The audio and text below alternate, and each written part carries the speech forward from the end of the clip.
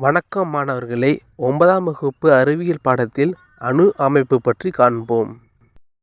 அணு எண் என்பது அணுவில் உள்ள எலக்ட்ரான்களின் எண்ணிக்கை அல்லது புரோட்டான்களின் எண்ணிக்கை ஆகும்.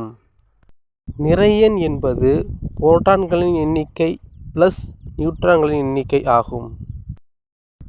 தனிமத்தின் மேலே நிறை எண்ணும் கீழே அணு எண்ணும் குறிக்கப்படும். எடுத்துக்காட்டாக நைட்ரஜனின் குறியீடு எண் 14 என்பது நிறை எண், 7 என்பது அணு எண். நியூட்ரான்களின் எண்ணிக்கை என்பது நிறை எண் மைனஸ் அணு எண்.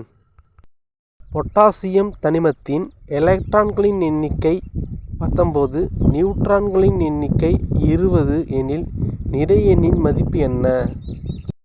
A 19, B 20, C 39, D 29.